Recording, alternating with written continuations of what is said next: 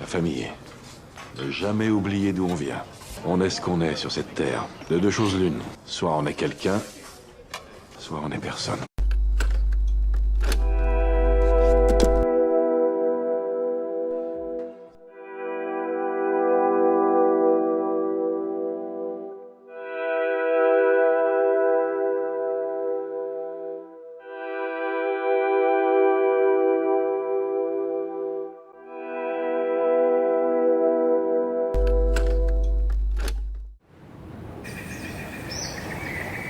J'aime interpréter les choses. On dit que l'interprétation nous fait ainsi prêter un sens aux propos, aux gestes. Dans mes interprétations, je suis mon propre interlocuteur. J'interprète l'image du noyau. Je dessine à travers mon esprit quelque chose qui brille, comme une boule lumineuse et jaillissante. Et que toute cette lumière a un centre que je nomme le noyau.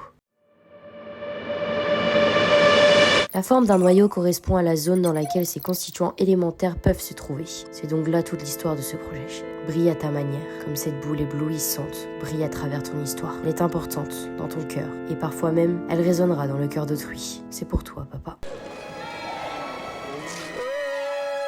C'est pas grave, ma fille, c'est pas grave, allez. Avance.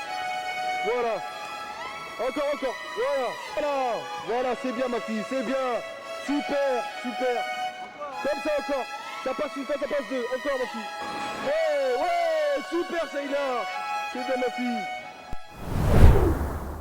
On dit que notre père, c'est le premier amour de notre vie en tant que femme, l'impact sur notre vie future. Mais le monde est bien trop rempli de failles pour qu'on puisse vivre toute heureuse et comblée dès notre premier souffle, par un père aimant et présent. Je sais combien mes écrits vont percuter le cœur de celles qui sont issues d'un père absent. Un père qui a quitté ce monde trop rapidement, sans vous voir grandir et devenir cette lumière aveuglante. Et bien d'autres raisons, mais c'est votre histoire. N'oubliez pas que vous brillez à votre manière. C'est un message de force que je livre à mes copines qui n'ont pas eu la chance de vivre ça. À toutes celles d'entre nous qui ont créé leur force sans un papa. Je l'ai pas vécu, mais je vous entends et je vous comprends. Donc je rends hommage à un vivant qui mérite mes écrits par la beauté de son âme, à l'autre partie de mon noyau. Je remercie la vie et la chance que j'ai eue d'avoir Pierre-Yves Riquet comme papa.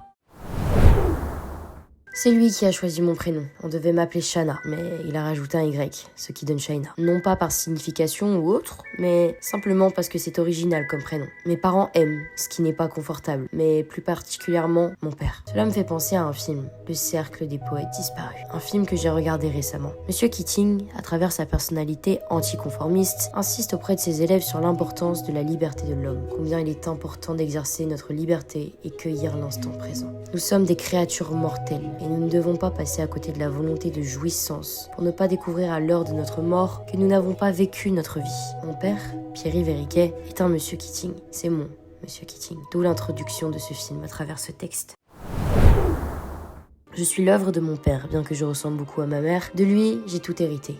De lui, j'ai tout appris. Qui es-tu, Pierre-Yves Riquet ? Tu es l'âme libre de ceux qui sont enfermés. Tu es l'âme qui laisse la pluie des yeux couler sur leur visage. Tu es l'âme réconfortante des meurtris. Tu es l'âme torturée de ceux qui maîtrisent l'intelligence émotionnelle. Tu es l'âme renfermée, inconscient de l'intrigue qu'elle procure aux autres. Tu es l'âme qui a arrosé la mienne par tout ce dont elle regorge, mais camouflée par une confiance intérieure négligée. Tu es une âme précieuse, comme porcelaine, sculptée avec fragilité et réservée à ceux que nous aimons. Tu es l'âme que le monde ne voit pas. Mais moi, tu sais, papa, j'ai l'impression parfois que nous partageons une âme fusionnelle, l'âme qui éblouissait ceux qui sont emprisonnés.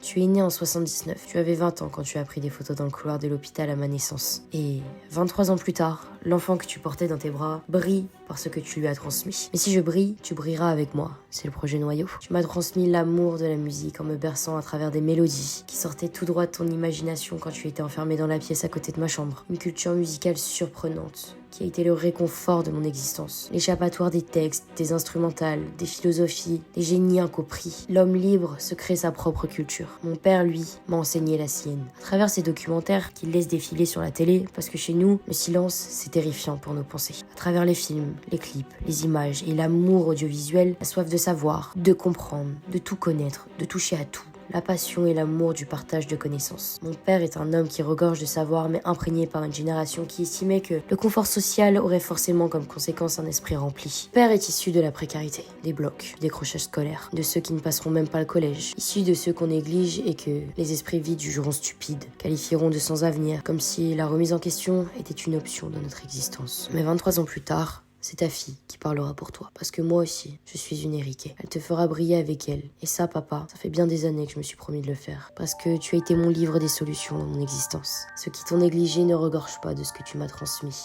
Tu as fait de moi une femme libre, à travers le sport que tu considères comme l'école de la vie. Tu m'as offert la chance de connaître ce que je souhaite à tout le monde. Si je devais écrire un livre des solutions, ça sera en première page. C'est là-bas que j'ai appris tout ce dont j'avais besoin pour affronter ce monde. Et ça, tu le savais. Mais tu aurais pu simplement être un père qui donnait de l'importance au sport dans une éducation. Mais toi, tu as été celui qui ne se plaignait pas de passer 2 heures sur une chaise à me regarder m'entraîner. Celui qui me préparait à manger, à une combattante en régime. Celui qui a appris sans pratiquer pour m'aider à m'améliorer. Celui qui faisait de grands discours quand je rentrais des périodes difficiles où tout est répétitif, sans évolution. Tu as été le père qui tenait tête à ceux qui ne croyaient pas en moi, celui qui pouvait se permettre de dire que tu les avais prévenus. Tu m'as écrit des petits mots pendant 1 année quand je suis partie en internat pour faire un sport-études. Et pour tout ça, tu ne devrais jamais douter de toi, parce que inconsciemment, quand tu disais à ta fille qu'un champion savait accepter une défaite, tu as fait d'elle quelqu'un de féroce dans ce monde. Tu as fait d'elle une femme qui ne s'écrase pas. Tu as fait de moi quelqu'un dont je ne doute pas, papa, parce que je te ressemble. Et même quand le monde s'écroulait devant moi, et même quand on essayait d'éteindre la bougie dans la pièce sombre, c'est toi qui m'as accompagné chez le psychiatre. C'est toi qui m'as accompagné à ma première séance de thérapie. C'est toi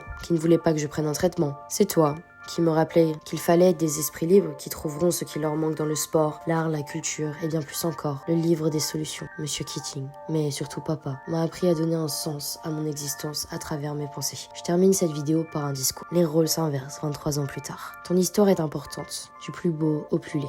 Moi, elle m'intéresse, sous toutes ses formes. Le mal-être, la pensée en arborescence, le besoin de combler le vide de l'existence par toutes ces choses autour de nous. Tu n'es pas fou pour avoir osé être toi-même. Tu n'es pas fou d'être libre. Tu n'es pas fou d'agir spontanément. Tu n'es pas fou parce que tes émotions te submergent trop facilement. Tu n'es pas fou parce que les autres te font sentir fou. Ta psychologie, j'ai hérité. De l'empathie douloureuse, de la facilité de compréhension et l'interprétation exagérée, tu m'as imprégné. Notre histoire est importante. Elle ne pourra pas résonner dans tous les cœurs. Mais si elle brille dans le cœur, ne serait-ce que d'une seule âme, elle est bien plus éblouissante. Ne la néglige pas par ses failles. Elle est comme porcelaine. Comme cette petite sculpture qui s'est trop longtemps laissée tomber au rebord d'une table au lieu de se placer en hauteur sur une belle étagère. Aujourd'hui, j'ai grandi. Aujourd'hui, je sais que tu as affronté la vie avec le plus grand des courages. Je sais que tu as été présent pour moi, comme mon arrière-grand-mère l'a été avec toi. Mais on parlera des Eriké dans le prochain épisode.